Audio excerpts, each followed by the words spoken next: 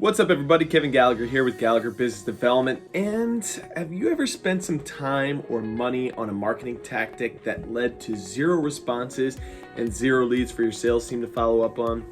Well, I've seen clients waste thousands of dollars, small business dollars. And we're not talking about big business dollars where you just have tons of money to blow on branding, but thousands of small business dollars spent on print advertising in local newspapers. I can understand to a certain degree, but where they were actually at, they should have been focusing more on doing some advertising on social media like Facebook and Instagram. So, that being said, today's episode of the Building a Business Development Plan is all about Know Thy Market. So let's go.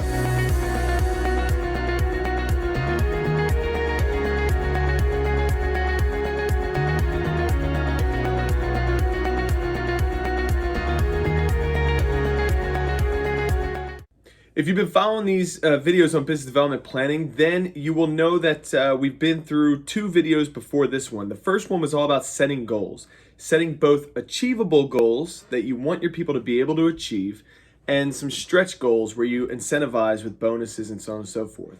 The second video was all about asking questions, going around to your staff, yourself, and other people you know and asking them important questions that help to determine the direction that you're going to go in as a company. This video is going to be all about knowing the market that you serve. So my question for you right now is this: how do you value your time and money? You only have 40 hours a week as a small business owner, or let's say you have somebody who's in charge of sales and marketing. They only have 40 hours a week. You also only have a certain amount of budget to work with. So that being said, you should know exactly how you want to split that money up and allocate it to the different industries that you serve, or the different markets you serve, depending on the type of product that you are selling. And by knowing this information, you're going to be much more effective and budgetary, fiscally responsible at reaching your target audience. So you might be sitting there saying to yourself right now, what is my target market? Well, you might have some bigger problems than you think if you're asking yourself that question right now. Here are some questions that I'm going to give you to help determine your market. I'm going to read some of them to you right now. First, who are my customers? Who are your current customers buying your product? I've talked about in other videos, a great video on the 80-20 rule. I'll try to get a link to it at the end of this video.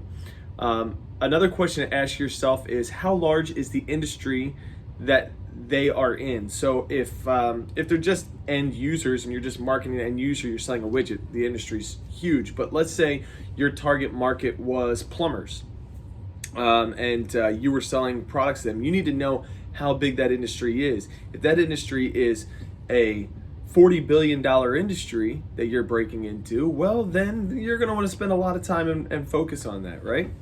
Another one is, what is the cost of the comparative products to your product in that industry?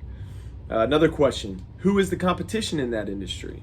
You can research your competition. You could do phantom calls on your competition. You could take a look at what their pricing models are and everything else to really help you determine. You can even look, are they part of any certain networking groups, or are they a part of any associations? And you can mimic some of that. And another question that I have here is, what is the issue that my product is the solution to? These are all questions to help you determine what your market is to sell. There are other questions you can ask, but these ones that I just gave you here are going to be very important for you to figure out that industry so that you can target your market. But Kev, how do I get this information? So there's a few ways you can find that information out. First one is on the internet. The internet, as we know, isn't always 100% accurate, but you can get a lot of the information you need from the internet. Another way is surveys. You could go on social media. Twitter is a great spot to do surveys. You could just ask a basic question with a couple of different answers. You can use Google Surveys and Google Sheets to do the exact same thing. You could do an email out.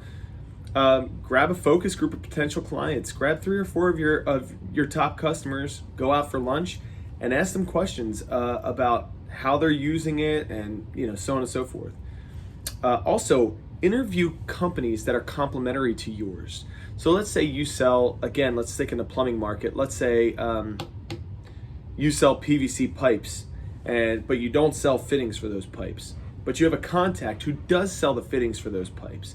Talk with them. A lot of times they already may know exactly where you should be, what markets you should be penetrating as a business. Why is this information important? In marketing, data is everything. Data is king. Once you have the answers to the information and the questions that we just asked before here, that's going to allow you to know and put together a pie chart to determine exactly where you're going to be spending the majority of your and your employees' time, as well as your company's budget. Let's use a property restoration company, for example. They're a client of mine that I did some marketing consulting for. They serve both residential and commercial clients. After reviewing the information that we had gone over, we found out that the insurance industry was the number one industry for them to be going after.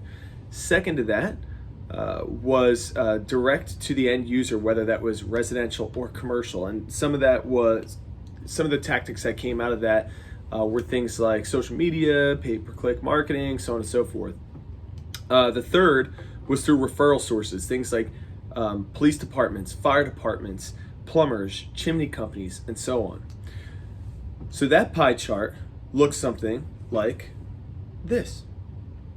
Now with this pie chart in hand, their salespeople, their sales force can go out and go after those industries. And as a business owner, you can now sit down and say, hey, where are you spending the majority of your time? You have quantifiable data that tells you where your salespeople should be spending all of their time.